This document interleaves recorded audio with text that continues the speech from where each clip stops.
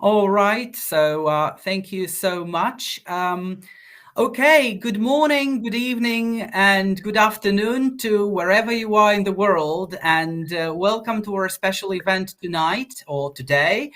My name is Marek Łukasik, and I'm Vice Rector for Development and Cooperation at Pomeranian University in Słupsk, Poland. It's my sheer pleasure to welcome you all to another event within our A+ Lectures program. Let me just tell you that this program is a special one because it aims to promote world-class research outcomes, results amongst students, academic staff, but also the general public. In this way, our university, Pomeranian University in Słupsk, aims to intensify its internationalization, but also boost its so-called third mission. We're so happy you're with us today. And I would like to tell you that this event, so the A+ Lectures program, is also carried out as part of a wider program, wider outreach program, which is called Active University. Well, today's event is special. It's special because we have a special guest, Professor Tony McEnery from Lancaster University, a top-class expert in corpus linguistics. Who agreed to give a talk today. But also, it is also special because this is a day when we initiate activities at our Pomeranian Centre for Digital Humanities, which basically is part of our university. And this event, this special lecture today, is really the beginning. So we are learning first, then we go ahead with the research, so the way the things should be. Let me welcome all of you participants tonight, today or tonight. I say tonight because it's already dark outside where I live. And definitely, I would like to say that we have people from all around the world. So let me greet you all. And we're so happy you joined us. And I see so many other people are coming in. So don't forget to spread the word so that we have plenty of other people tonight. I would also like to greet my students. I would like to greet my colleagues, my friends, but also participants of summer school in corpus linguistics at Lancaster University, where it all began. So for me, at least, and for my colleagues and friends as well. So Tony, it's through you that it all started, and basically also this love for corpus linguistics in so many minds, I should say.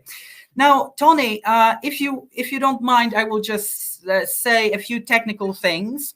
Now, because we are using webinar platform, I mean, the only way for you to ask questions is through a chat box, and you can see the chat box down there. So there is this chat box. You can send your greetings there. Of course, we can see so many of you sending in your greetings already. Lots of good evenings and good mornings as well through the chat box. So you can use it for cheering up, us all and sending greetings to everyone. That's for you, but also to ask questions. Towards the end of the lecture, I will read those out so that Tony you will not have to read them, but we will follow those questions. I will read out those questions, and you will be able to then answer those.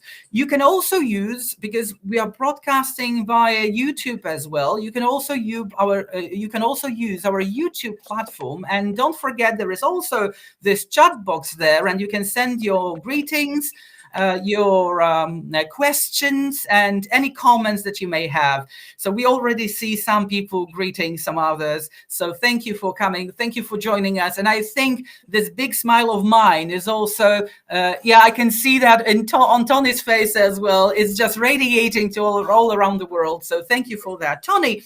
Okay, Tony McEnery is Distinguished Professor of English Language and Linguistics at Lancaster University, and Changjiang Chair and Xiajiang University, China. I don't know if I pronounced that correctly, but if I mispronounced that, just forgive me. Professor McEnery was previously Director of Research and Interim Chief Executive at the UK's Economic and Social Research Council, Director of Research at the UK's Arts and Humanities Research Council, Dean of the Faculty of Arts and Social Sciences at Lancaster University, and Director of the ESRC Centre for Corpus Approaches to Social Science at Lancaster, right? He has published extensively in corpus linguistics. Tony, if I may, I mean, if my students write a work on corpus linguistics, at least a few works need to be with your name there. So I'm really happy that we have you here today. And let me say thank you for accepting this invitation. I'm thrilled, really. And I think all of us are thrilled to listen to you today. And well, welcome. The floor is yours. Tony McEnery. Great. Well, thank you so much, Marek. I'll give my talk. I did lose video before. If I lose video again, I'll carry on. As long as you can hear me and see the slides, that's the key thing. The video later on. Now, for this talk, I'm focusing on some very new work that I've been doing, and I'll be able to give you a reference to the paper, which is open access, so you don't need to subscribe to the journal to read it. Towards the end, I'll also be showing you some new work from work that isn't published yet. So I'll tell you a bit about where that might appear, which will be good. So today, I'm really talking to you about a new technique involving keywords, which I'll explain, that allow us to look for different ways things are talked about, in this case, in the UK press. But it's a nice new way of doing it, which allows us to rely more on computational processing rather than always having to rely on our own intuitions and skills as analysts in order to address some of the issues that we have in categorizing this information. So let me see if I can change slide. Good. Okay. So in some ways, the research starts with some very simple aims. We were really trying to update some work that we'd done previously, where we'd looked at the representation, the way that people are spoken about in this case, of Muslims and Islam in the UK press. But the technique I'm going to talk to you about isn't limited to just looking at that group. That, if you like, is the use case that we're looking at here. And we're looking at questions like, what are the major discourses of Islam in the UK national press? What's the major ways in which it's spoken about? And how have those major discourses changed over time? Now, a previous study, and I've given you links there to two studies on this, had compared two time periods, an initial study that we did, published in 2013, that looked at a period 1998 to 2010 or so, and a second study which had looked at the period 2010 to 2015, the second study that you can see listed there. And those two studies had shown, yes, there are clearly ways in which Muslims are talked about fairly consistently across the UK press, and most of them aren't very positive. And then it had demonstrated that over time there's a lot of stability in that negative representation, though you do get some changes in there also. So that was one of the things that we were focusing on in doing the work that I'm going to talk to you about now. But before I get around to talking about it, because I'm aware that some people here may not understand the basic technique that we're using, let me talk about keywords very briefly. Keywords are very simple ideas, really. It's a very simple idea to grasp keywords. Really what you're doing is you're looking at a large collection of well-ordered text. So say, for example, a set of newspaper articles about something, and you're contrasting it with another large collection of well-ordered text that you think is in some way comparable.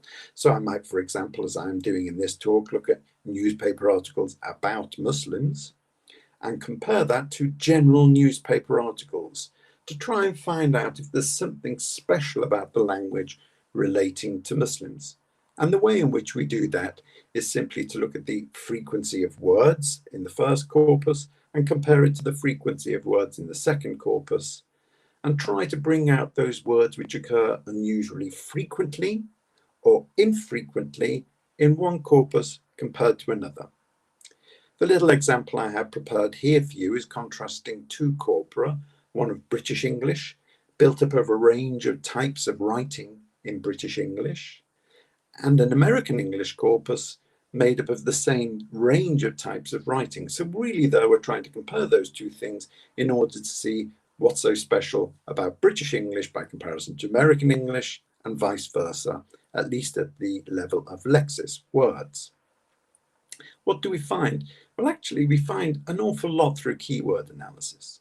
As I say, it's a simple technique. We do statistics in order to derive the keywords, but actually you could do it on the basis of frequency if you want. Here is where we're comparing American English against British English. These are words which seem to be characteristic of American English. Well, we can see why. The very first word there, labour, of course, is spelled differently in American English than British English. So it comes out as a very strong contrast. The word's reasonably frequent, and that word form in exactly that form doesn't occur in British English. But also we get some words in there that talk about the political structures of America. So the word congressional, for example. The UK doesn't have a Congress. Congress is important in the US. So actually it's the social structures in America, if you like, that's giving salience to that word there. Also, we can see key actors, important people, if you like, in America, who are mentioned there quite a bit, but not mentioned so much in the UK.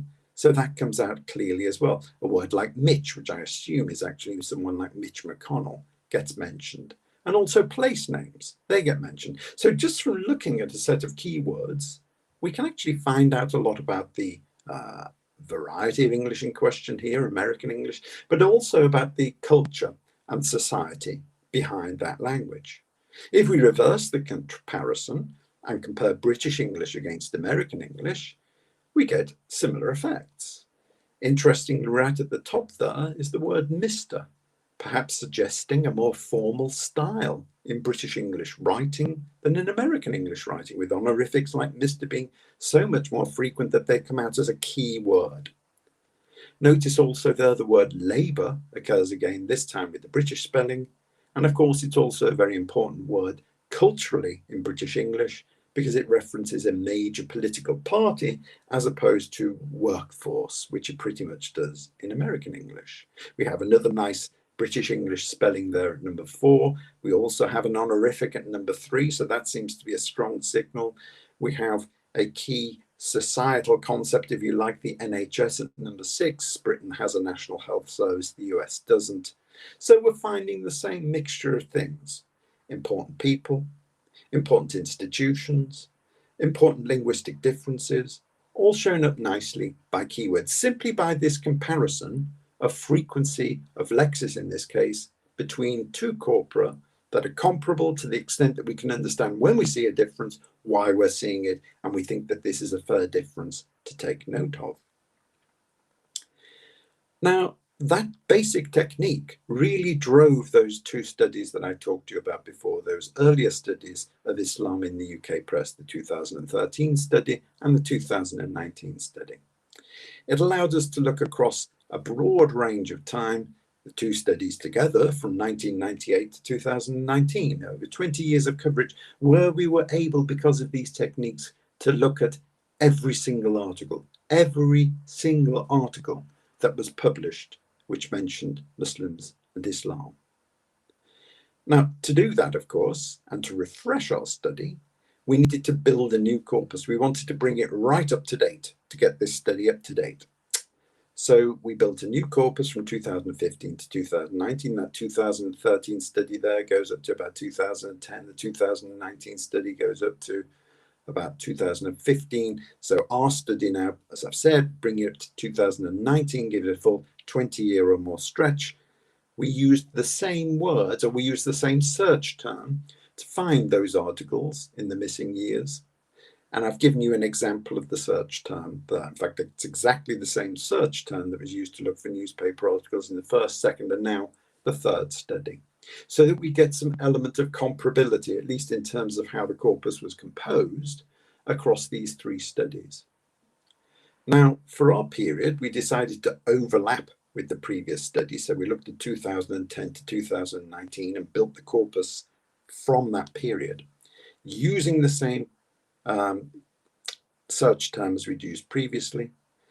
And we built ourselves a corpus to consider of nearly 500,000 articles, 497,523 articles, giving rise to 395 million, nearly 396 million words.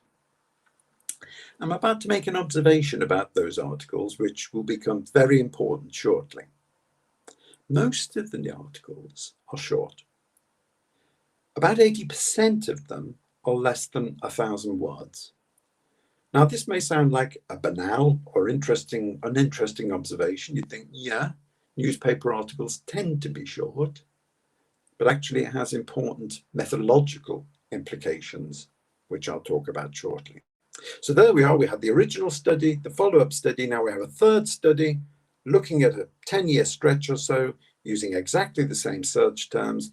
And we've got a lot of data to look at, about 396 million words. Far too many for us to read and try to account using hand and eye methods alone. Pen and paper won't hack it, but we need to account for all of that data. How do we do it?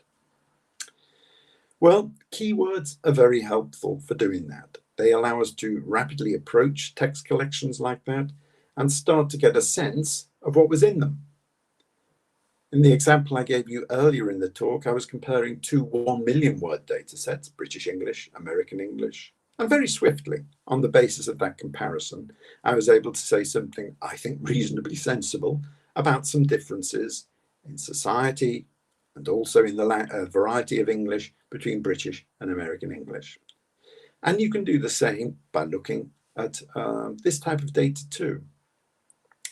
But there are some challenges which we'd noted in previous keyword studies. And the principal challenge, which I'm going to address and actually unpack today, is the issue of aggregation. What do I mean by aggregation? Well, what I mean is that any single word that you have might actually participate in more than one discourse. So, for example, earlier when I was talking about British English, I brought up the word labour.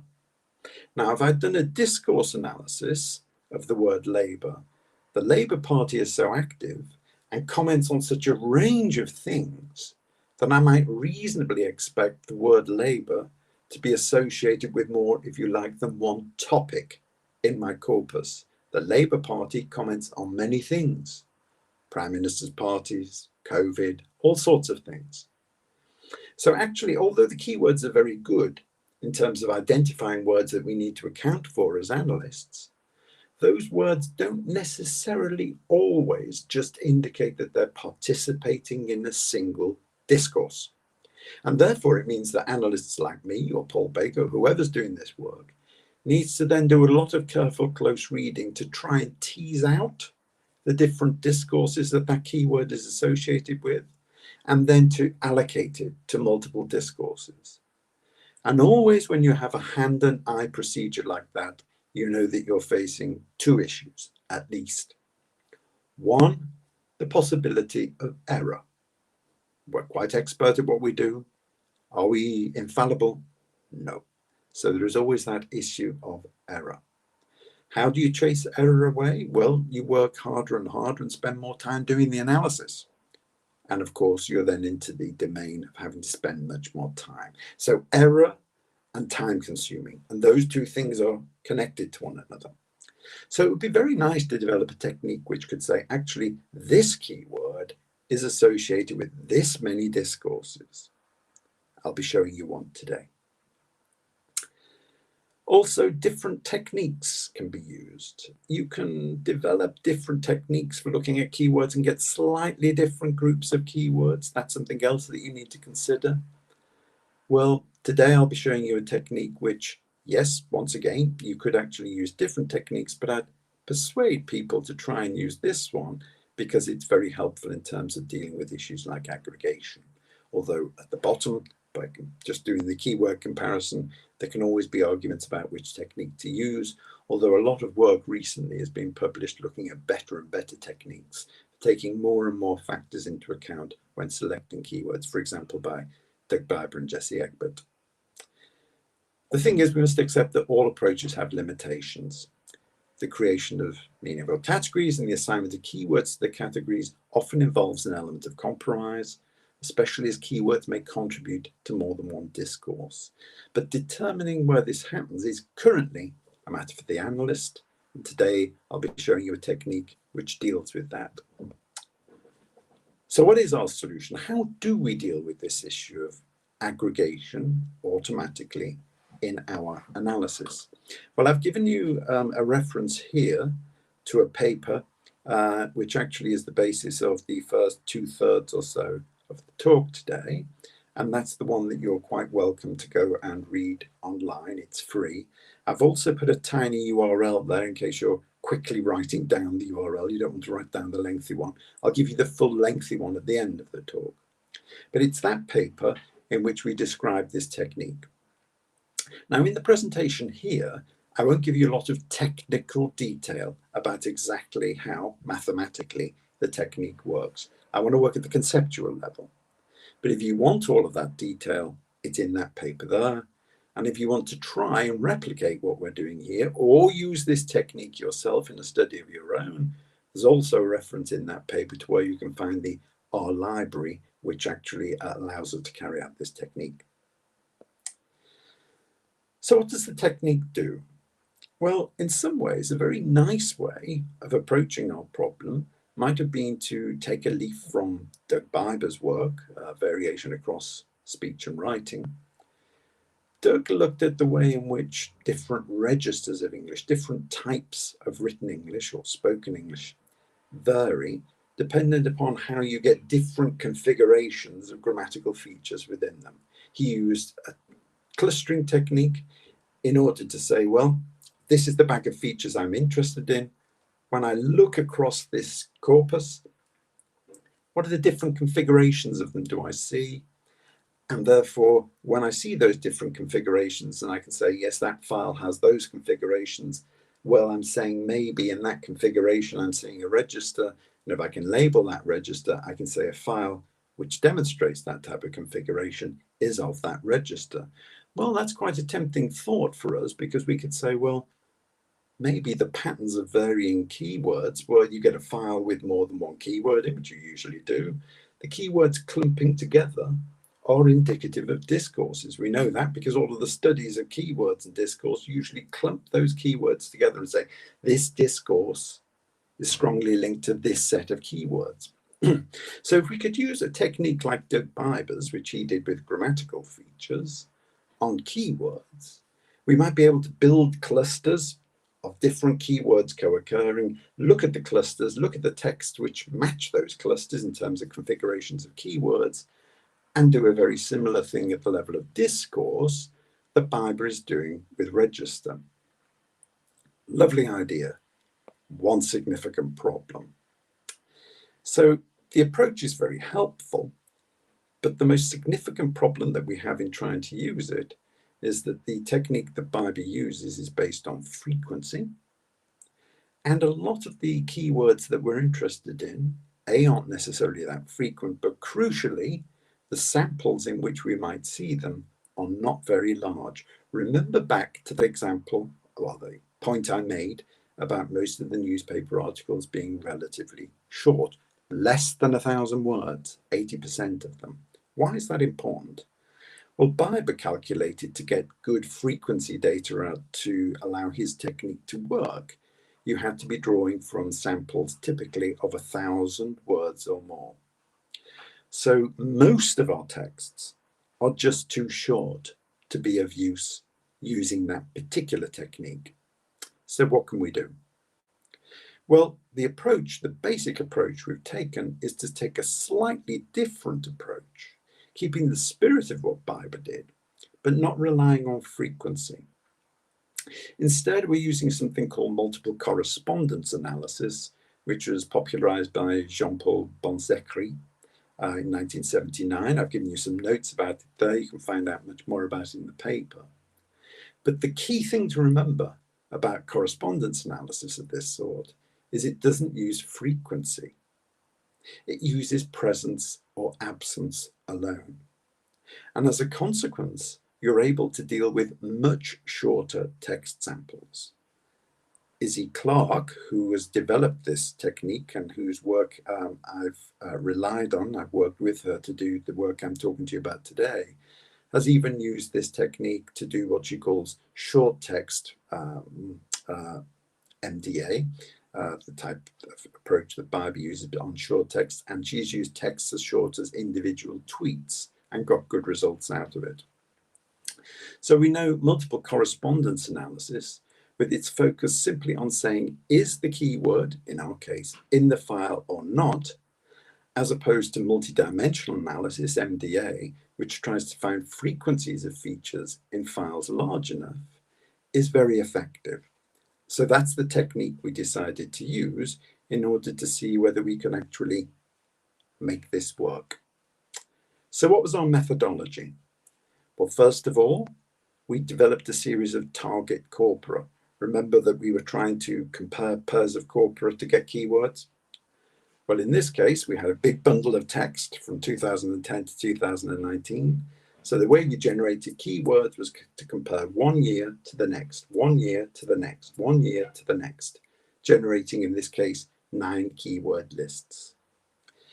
We used a keyword technique, which I show you in the second box there, which isn't necessarily ideal in the sense it would have been nice to use some of the newer keyword techniques, but we wanted some degree of comparability to the earlier studies which had used this technique. So we used that.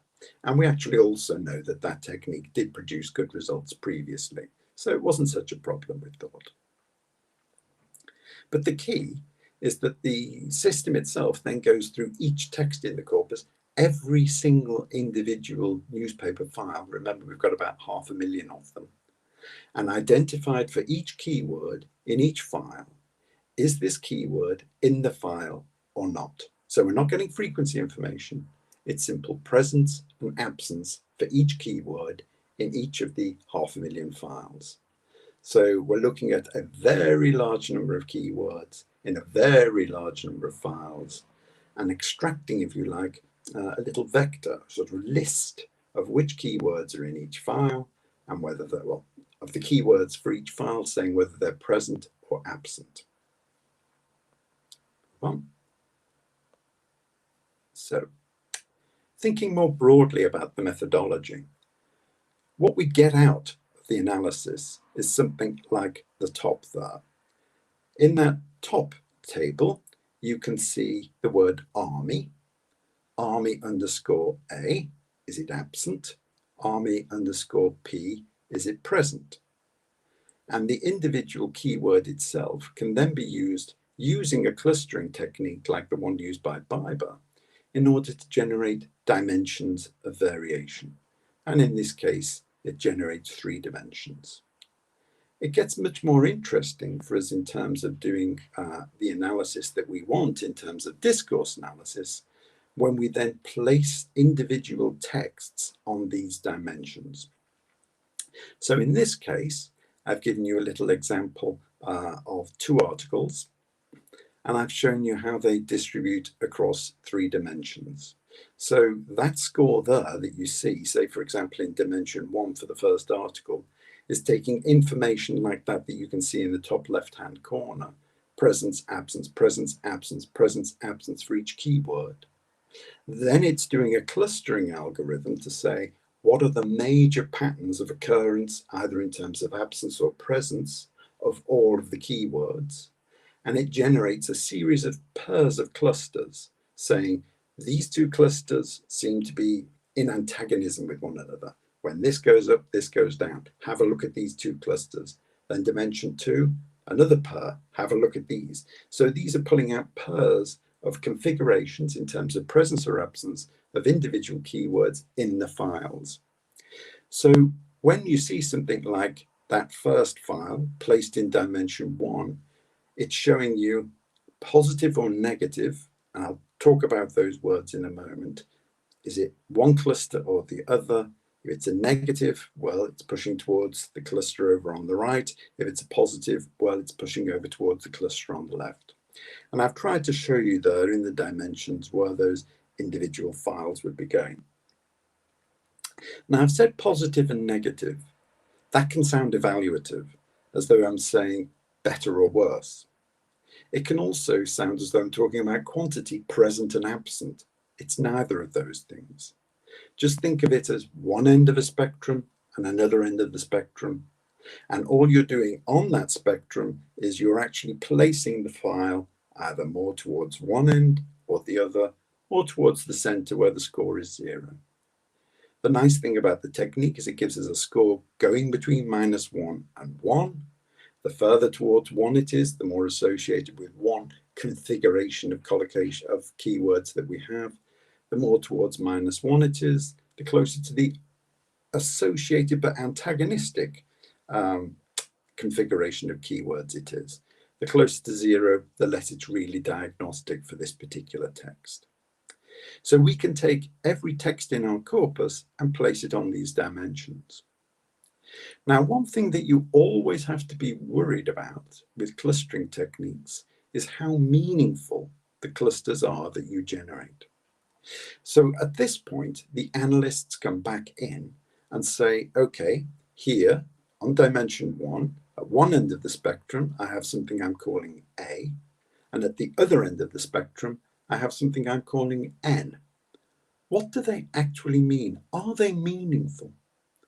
So what we did as analysts is we went in and we looked at, say, the text closest to the A end of the spectrum and tried to read a good number of them where they had a high score, which pushed them towards that end of the spectrum, and say, what are these texts about? What is the discourse? And find it out that way.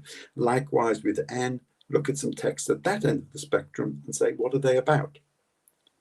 As we move through each dimension, if we find it is meaningful, we move to the next. Now, in this case, this is a toy example, it's not a real one. We're labeling it A and N because we found some meaning. We've said, yes, pretty consistently, it's A at that end, and pretty consistently, it seems to be a discourse about N at the other. And we found dimension 2 is meaningful. Dimension 3, I put question marks because although there seems to be some strong statistical patterning, it makes no sense to a human reader. It doesn't seem to be a meaningful clustering. And at that point, we stop and say, we have 2 dimensions that are meaningful, composed of 2 pairs, A and N, B and M, which seem to characterize our data. And that's how our approach works. That's all we're doing. Moving on. When we're doing that, what we've done for this paper that I'm just talking you through now is we did it in pairs. One analyst, there was me, Izzy Clark and Gavin Brooks doing the work.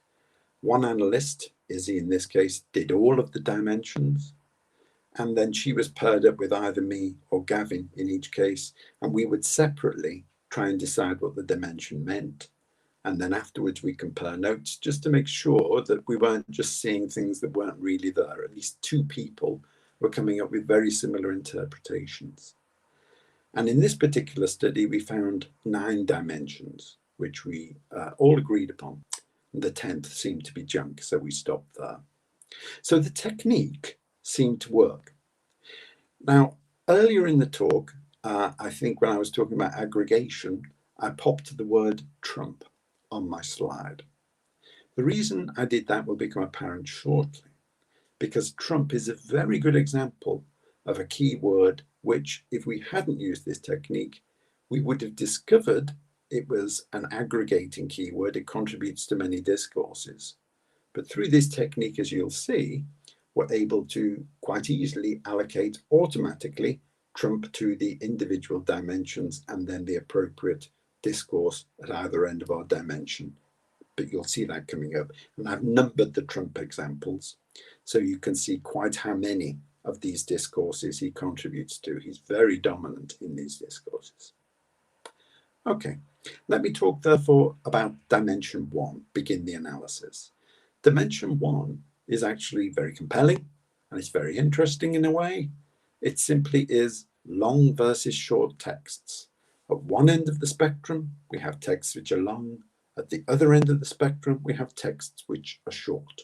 So that's a very meaningful thing to observe, especially in the context of British newspapers, because the long texts, of course, tend to be in the quality press and the short texts tend to be in the popular press. However, In terms of discourse analysis, dimension 1's not so interesting. So I'll move forward to dimension 2, which is, in dimension 2, we come across our first really contentful dimension. On the positive end, and I'll always have the positive end just underneath the title in these screens, and the negative end to the right of it, as I'm looking at it anyway. But remember, when I'm saying positive and negative, it's not evaluative, it's not about scale, it's simply different ends of the spectrum. Okay. The positive end of the spectrum is dominated by a discourse of war, terrorism, and conflict. And here what I've shown you are sort of broad semantic fields into which we're placing keywords, and I'm giving you some example keywords that go there. There are many more keywords than this, but just to fit them on the slide, I've selected keywords to show you. So if you like, the range of semantic fields that make up war, terrorism, and conflict are ones relating to war, conflict, terrorism, and you can see there are 2 entries for that there, and people related to the events. So we're talking about people combating war, in this case, fighters and soldiers engaging in war, the conflict itself in terms of weapons and violence, terrorism, both in terms of the ways in which it's enacted, murder and suicide, and some of the actors involved, terrorists, and the people who are the victims of this, citizens actually, typically in this discourse.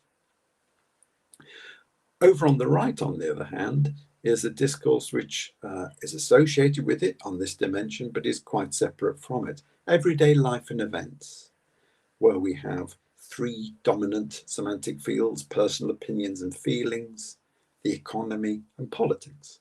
So these are things which are not really sharing those keywords, they're quite distinct from them.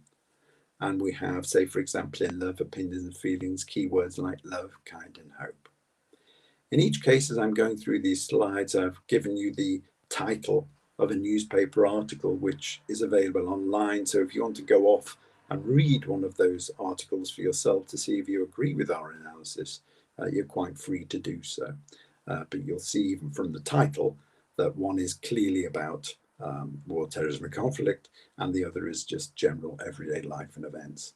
And I should emphasize these are actually texts which we analysed in part to produce these broad groupings, and which were in our corpus and actually loaded on these dimensions at either end. What does dimension 3 look like? Well, actually, it's sort of dominated by politics, and it's the contrast between foreign affairs and domestic affairs. In foreign affairs, we see politicians, we see different countries, places, and citizens involved.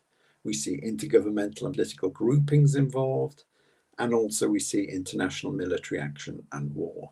And here, of course, I'm talking through those semantic fields, and you can see associated with them the keywords that I'm giving you as example keywords that make up that part of the discourse. Notice that this is the first appearance of Trump, and I've numbered it as 1. You'll see more of him later. At the opposite end of the dimension, we have domestic affairs, people talking about crime, people involved in the crime, locations linked to the events, temporal link to the events, when they happened or when they began, also stance and details of the event itself, and very often social media, some comment about the reporting of these events on social media. And again, I've given you an example of each type of article so that you can go away and look at it if you wish. So that was dimension 3, the contrast between a discussion of foreign affairs and a discussion of domestic affairs. What about dimension 4? It seems to be conflict. And on the positive end of the spectrum, we have Western political conflict.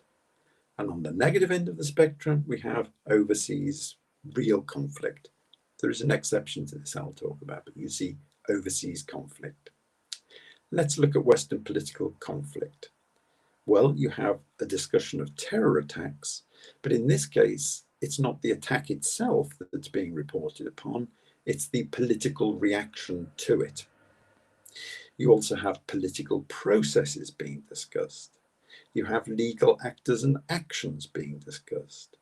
You have evaluations, for example, of things like terror attacks or indeed of political processes. There's a lot of reporting verbs in there, as views are attributed to individual politicians, for example.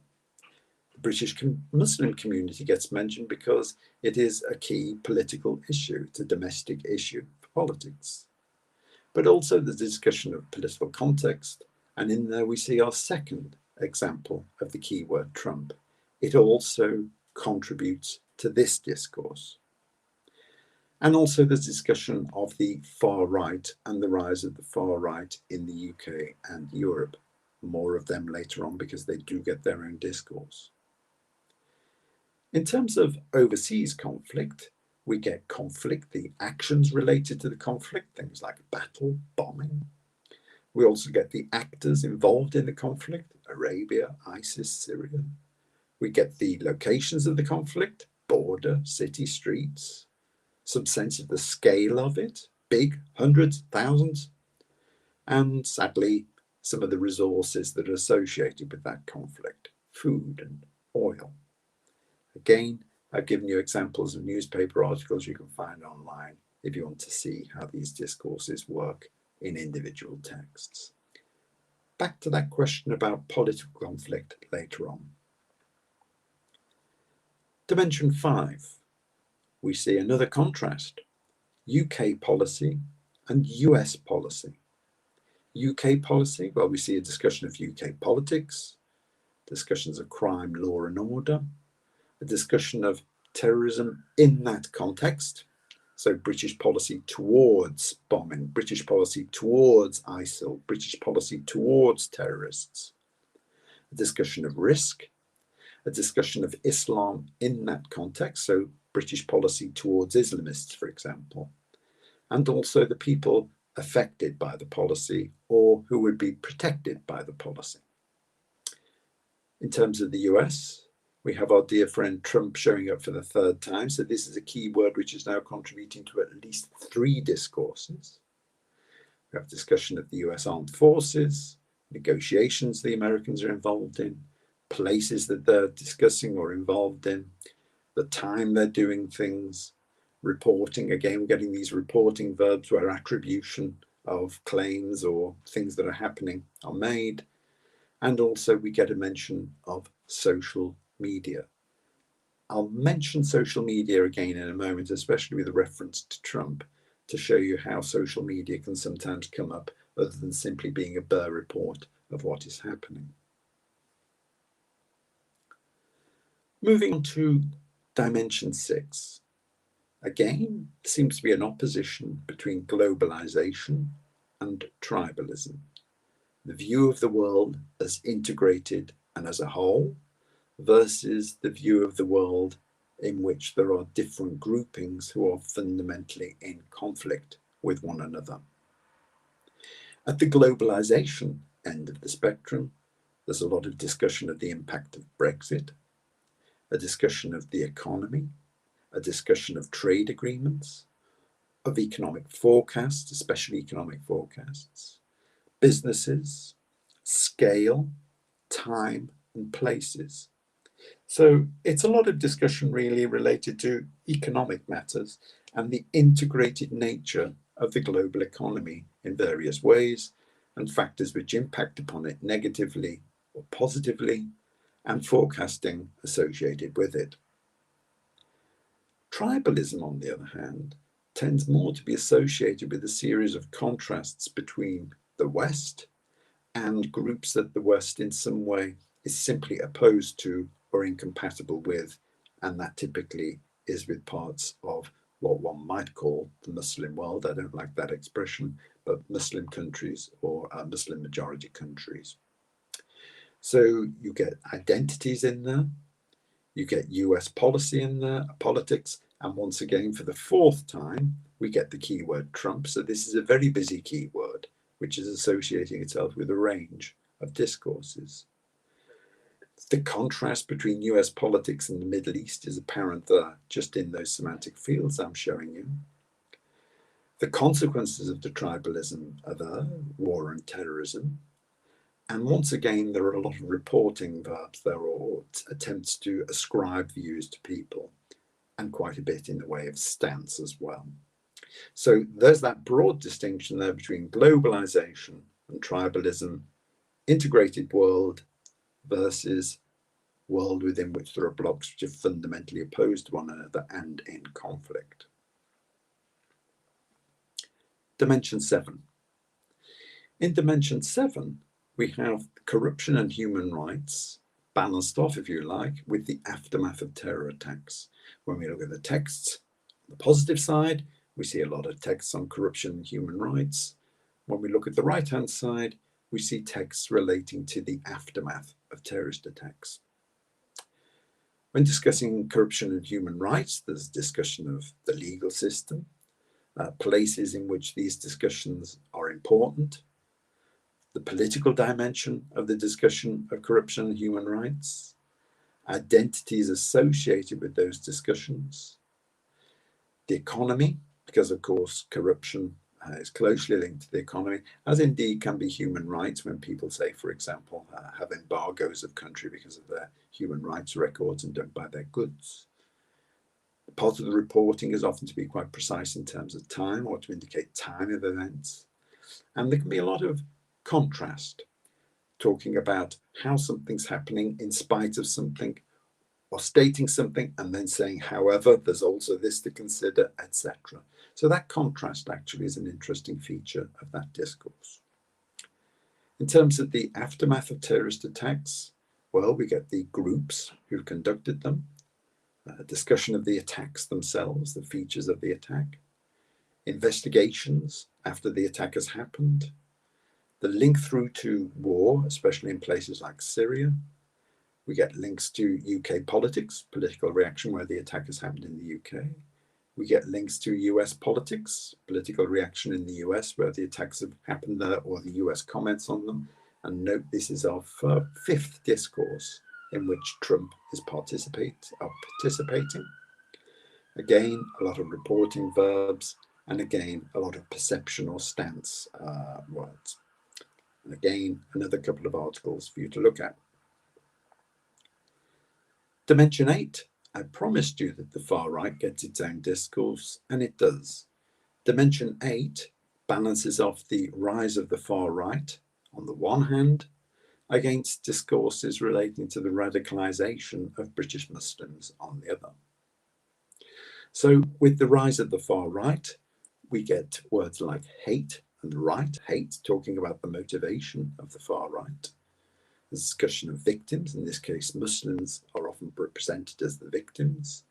The actions of the far right, violence. Countries where this is a particular problem, France and Germany in the UK press.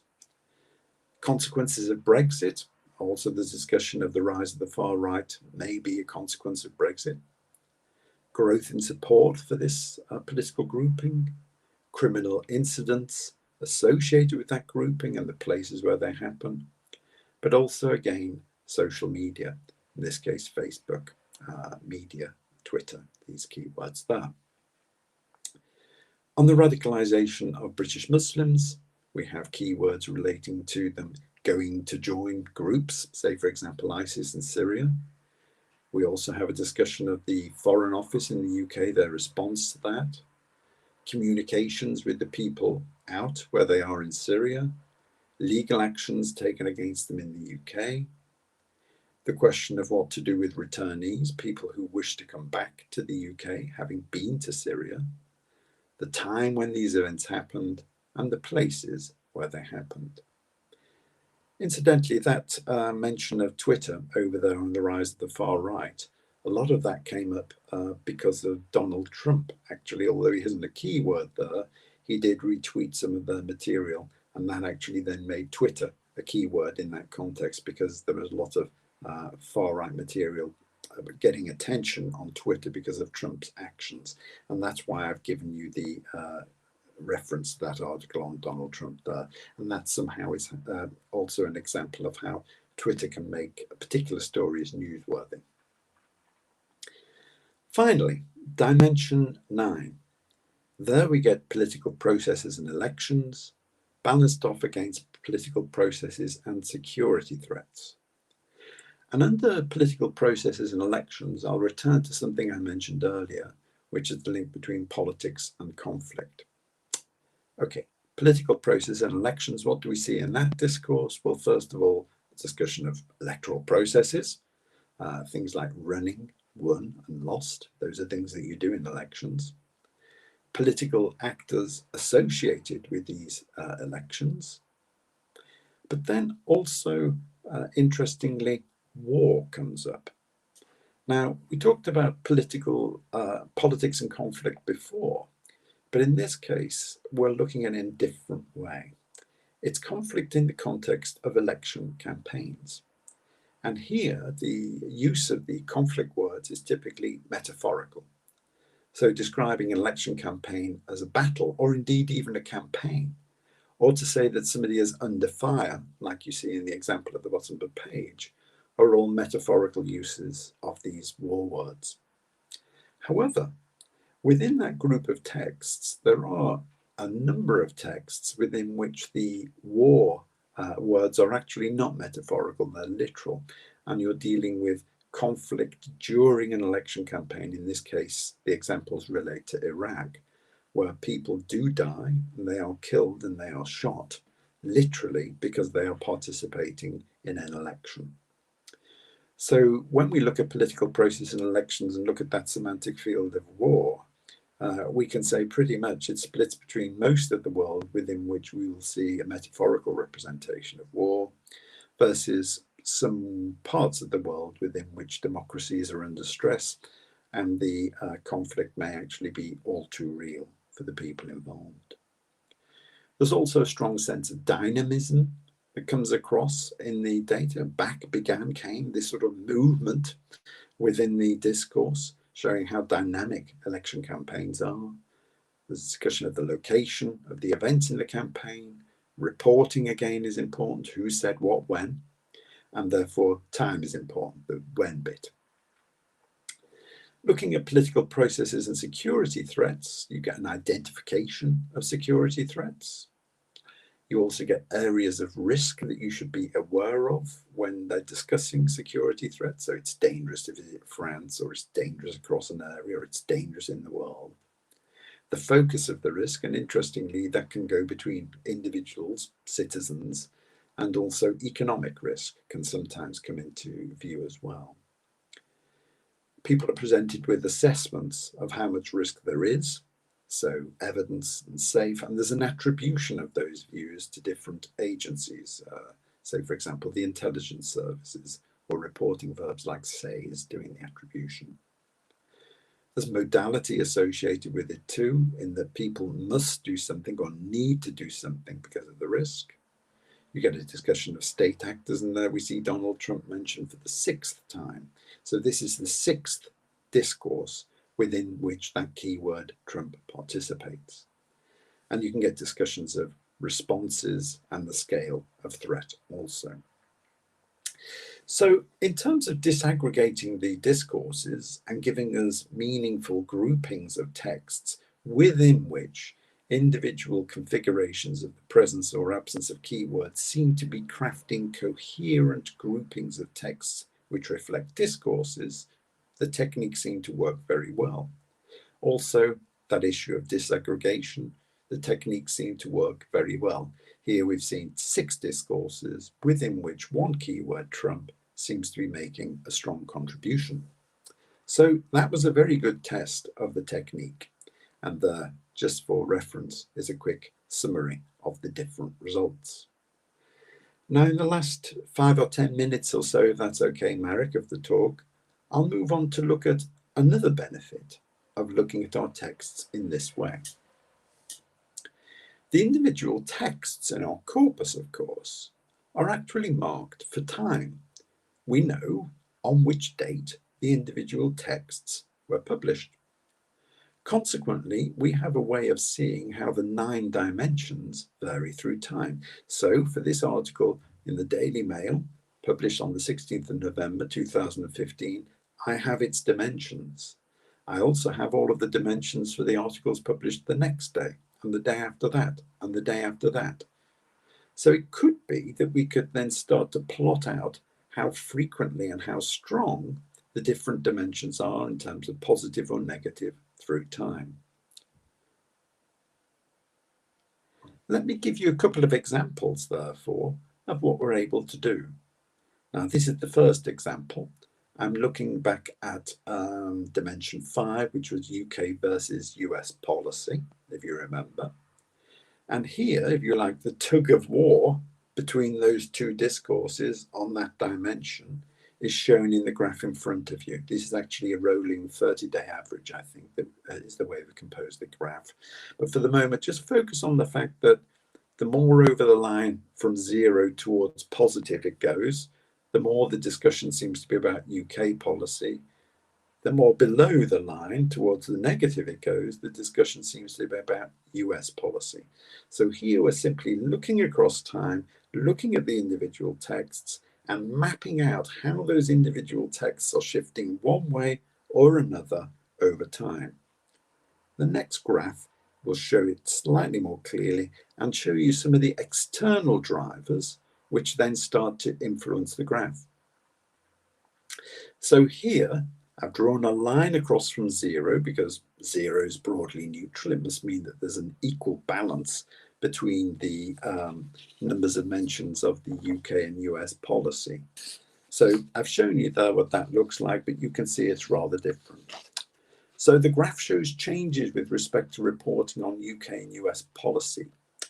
It indicates that before early 2016, reportage predominantly concerned US policy, as it was positive.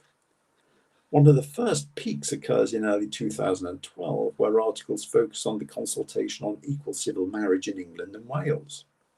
Such articles discuss the views of different religions, including Islam, towards same-sex marriage. And the highest peak occurs in the second half of 2014, following the rise of ISIS, with articles discussing UK military intervention in the Syrian civil war. However, at the end of 2015, focus switches to US policy, which aligns with the beginning of the 2016 presidential election campaign, specifically the emergence of the candidates in the Iowa caucuses in February. Following the caucuses, focuses switch again to the UK policy and the EU referendum. And following the year of referendum, we see the biggest trough in 2017, which coincides with Trump's inauguration, his Muslim ban, and his immigration policies, his recognition of Jerusalem as the capital of Israel in December 2017, and the US pulling out of the Iran nuclear deal in May 2018. Focus then shifts to the UK context in early 2019, following an interview with somebody called Shamima Begum, who was one of these people who went to Syria to become a jihadi bride in her case. And there are many stories which discuss her and the Home Secretary's decision not to allow her to return to the UK. So that's quite important. Early in 2019, reportage refers to then Prime Minister Theresa May's announcement that she would resign if Parliament approved her Brexit deal, encouraging stories speculating about future leaders of the Conservative Party. Such stories brought to the fore the problem of Islamophobia in the Conservative Party, explaining how Islam affects this analysis. Then in the second half of 2019, we get a sort of curve here characterized by increased focus on US policy, particularly laws around gun control in the light of events such as the El Paso shootings, a thwarted white supremacist attack against Muslims, and Trump's decision to withdraw from Syria. So overall, the graph makes perfect sense, really, when we look at the external events, but we're able to see very clearly how those external events actually impact on this balance between these two discourses. I think there's time, stop me if there isn't, Marek, but I think there's time, so I'll go on to a second example. In this case, looking at dimension 7. And this graph shows how reports changed over time with respect to corruption and human rights versus the aftermath of terrorist attacks. It shows that before 2014, reporting was generally dominated by articles associated with corruption and human rights issues. For example, at the end of 2010, the first little peak that we can see there, articles concerned Sakina Mohammed Ashrani, an Iranian woman sentenced to death by stoning for alleged adultery, which made international headlines as a human rights issue, as it was viewed that the crime did not warrant such punishment. Additionally, in the first half of 2012, articles concern Libya's, notes there, refusal to hand over Gaddafi's son, who was indicted with war crimes against humanity. By June 2014, there was a shift of reporting in the aftermath of terrorist attacks, and this aligns with the rise of ISIS, public beheadings carried out them, the genocide of the Yazidis, and the attacks in Ottawa and Paris. Other troughs occur throughout after 2015, and they can also be linked to terror attacks. So terror attacks have a real effect on press reporting and these discourses here. But also, as key figures die, you can get the opposite effect where human rights come back to the fore. So, for example, the death of the Uzbek president Islam Karimov causes a swing back as his human rights record was so appalling.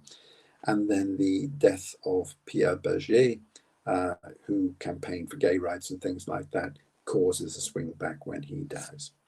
So once again, we can see that the discourses, as we visualize them there through time, make a lot of sense. We can also, if we want to, plot all of the discourses against one another and see how they might compete with one another over time. But there isn't really time for that today. What I would say is that that section there where I'm talking about visualizing differences in discourse over time is coming out in a new paper, hopefully later. No, next year it will be now. It won't be later this year. There's hardly no time left. It'll be next year in the International Journal for Corpus Linguistics. There's a special edition on time, which I'm co-editing with Gavin Brooks, and it should be in that. So to conclude, our new approach explores discourse through the lens of keyword co-occurrence, using multiple correspondence analysis in a way which is analogous to, but slightly different from, what Doug Biber did with multidimensional analyses. And you can shift that lens readily. You can look at the whole corpus, as we've done there. You can look down at the level of the individual texts, and I've shown you the dimension scores for individual texts. You can look through time, but actually, interestingly, you can also look at the individual newspapers and how they vary. So dimension 7, for example, when you look at the individual newspapers, you find all of the tabloid or popular newspapers in the UK on the negative side of this. They're much more interested in talking about terror attacks. And if you see reporting on corruption and human rights on the positive side, it usually comes from the quality press. So we can also get that individual newspaper. So individual article, individual newspaper, time, and also whole corpus views. You can really flex this approach very well. We certainly supported our hypothesis that frequent patterns of co-occurring keywords tend to reveal discourses yet again, but we largely knew that from a lot of previous work on keywords. But what the approach is effective at doing is actually rather swiftly allowing us to make some insights which we know we can make on the basis of the data, and also it's very sensitive in terms of aligning individual keywords with multiple discourses automatically, which is very helpful indeed. So as a result, the approach helps to overcome the issue of keyword aggregation, which is exactly what we wanted it to do. I've given you the full URL just in case the tiny URL didn't work from the paper that I cited previously. As I've said in that paper, you can get a lot more of the technical detail than I've given in this talk. But I hope at least I've walked you through the talk, given you a basic idea of how the technique works, showing you some persuasive examples, I hope, of how it can help us identify discourses, and then also showing you some interesting ways in which we deal with issues like aggregation, change through time, and variation across individual newspapers. Thank you very much for this opportunity, Marek, to talk to so many people about this. Okay, thank you, Tony, so much. It's been really great, I should say, and I'm really grateful we could hear from you and this beautiful talk. Thank you. Let me just remind everyone else, because there have been questions, that this lecture will be available through YouTube. So it's being broadcast at the moment, but you can revisit our website, revisit our channel, and please do not forget to watch and share all of the information about the broadcast, and also the link to YouTube, in case you, your students, or your colleagues want to listen and watch to this talk again. And yes, if you have many more comments, if you have any questions, there is this chat box on Click Meeting platform. There is this chat box. Please do ask your questions now. If you do not have any questions, just drop us a line if you liked the event. If you, it says here, Kasia is writing that it was illuminating. So thank you, Tony, so much. A great lecture from Anna.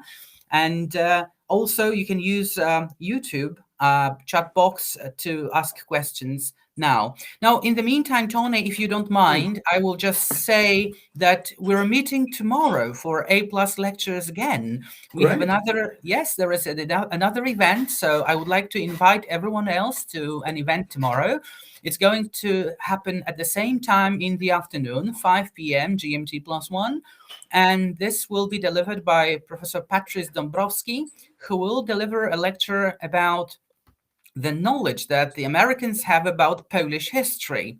So the title itself is What Americans Know About Polish History, or Should. That's the title of tomorrow's lecture. And Professor Dąbrowski is Professor of History at the Center for European Studies, Harvard University. So, I mean, you're all welcome to join us tomorrow. And another event will be held next Monday at 5 p.m. as well. Just please don't forget to subscribe to our channel, and you'll be all notified about all of the events. So we have plenty of thank you notes coming in. Yeah, it's so kind. It's so kind. Through the chat box. I can see the chat box also on YouTube at the moment. And please do ask your questions now. Amazing lecture and very interesting. Thank you. Now, there is a question from Agnieszka Lenko-Szymańska. So if you don't mind, I will read it out, because people through YouTube cannot see the question. So I will read the question out. Is the technique you used comparable to vectors in the latent semantic analysis applied, for example, in cometrics? Yeah, that's a great question, because, of course, as I'm sure Agnieszka knows, and that's why she's asking me, she's sort of prompting me to say this, I've got real doubts about latent semantic analysis, which is usually used, and I think people often talk about it as topic modeling, something like that. The approach that we use is rather different in two ways. Firstly, the basis of what we do is, of course, the keyword comparison, or the observation, rather than word co-occurrence. So the sort of basis of observation is slightly different than when you get in LSA, or latent dirichlet allocation, things like that they call it. But the other thing that, of course, we're doing is that we're not really engaging in a Bayesian technique, which these other approaches do. As a consequence, what we produce here is entirely reproducible. Now, of course, Bayesian approaches can be reproducible if you save the random number seed at the beginning, but people don't tend to. So you usually get into real problems of reproducibility within topic modeling. The other nice thing that we have here, which you typically don't get in my experience in topic modeling, and I have written a paper on topic modeling, which I might try and find in a moment and pop in the chat so that people can read this, and it might make more sense if they read it rather than hear me talk about it, is you get very predictable effects within the dimensions, both within a dimension and down through the numbered dimensions. What do I mean by that? Well, one of the things I want to see when I get a score, say, for example, between -1 and +1, is if I go up to +1, I'll find something that's very, very typical of that end of the spectrum. And if I go down to -1, I'll always find something that's very, very typical of that end of the spectrum. when I did some work on topic modeling with Gavin Brooks, where we tried to reason in that way with the scores provided by topic modeling, we saw no predictable link between the score and how intense the label was that we might put to words. So, for example, if I see something in dimension 7 in our work and it's given a high score over in the discourse, corruption and human rights, I typically see a text which really is about corruption and human rights. Whereas in topic modeling, I've looked at texts, and although it's got a high score for some topic, it's not about it at all. So that's one way, and that's within the dimension. Now, down through the dimensions, as you go down and you actually hit that dimension, the first one where it makes no sense, it also seems to be true that every dimension thereafter makes no sense whatsoever. Whereas with topic modeling, you may find things which make sense or appear to make sense further down the rankings. So there isn't that sort of very clear distinction made between first, second, third, fourth, fifth. You're getting more and more likely to find rubbish going that way, nor is there an association going across the dimension saying that you'll find things which are more typical or are stereotypical of the dimension or the extremes of the dimension going across in that way. I'll try and find the URL to this paper, Marek, and just pop it in the chat box, because otherwise I guess some of what I'm saying might appear a bit obscure to people. But that would be my answer, Agnieszka. I think that they're really quite different things, and the technique I'm using and deterministic than topic modeling would be. I found it, folks, and I'll put the URL in the chat. If I can just get back here and this works. Okay, yeah. There it is. Okay, yes. And that's an open access paper again, so anybody can read it. So that was a bit of a technical answer.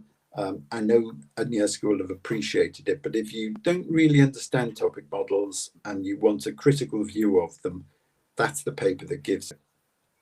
Okay, thank you, Tony. There is a thank you note from Agnieszka.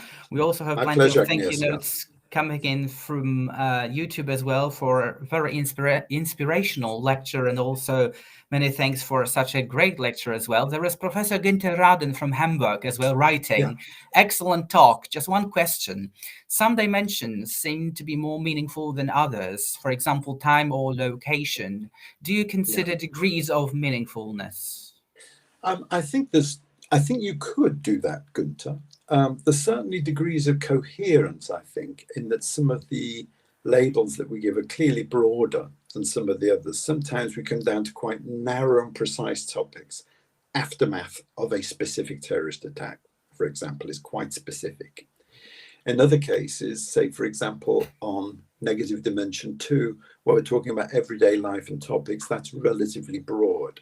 So if the observation, Günther, was, are some things more precise and other things more general, absolutely would be the answer. We do find that, but we find that in discourses anyway. So that's not necessarily a sort of negative outcome for the technique, but it is something that the analyst should be mindful of, in that some of the categories are easier to shoehorn things into than others. So that's a very helpful question. Thank you for that. Thank you, Tony. Thank you so much. And I think we should, finish here because we're running out of time, in fact. And Tony, I mean, thank you so much for accepting this invitation. My pleasure, Marek. Absolute pleasure. For this great afternoon and evening, or even morning for some of you guys. I'm really, really happy we could meet here and talk and listen to this brilliant lecture. Thank you. You can follow us on YouTube. You can follow us on obviously on Facebook as well, or our website. Don't forget to visit our website, www.apsl.edu.pl. But Tony, let me now invite you to Poland. So whenever it's possible, because obviously now with the restrictions in place, it's really difficult. but you're more than welcome, and I will definitely do that. I will invite you here to Słupsk so that you can visit and teach us a little bit more about corpus linguistics. Because obviously this Center for Digital Humanities will need some external drive as well, so that we can learn as much as we can. So let me thank you once again. I would like to thank all of the people who came here this afternoon, this evening, this morning, and I really appreciate your visit, your time in the first place.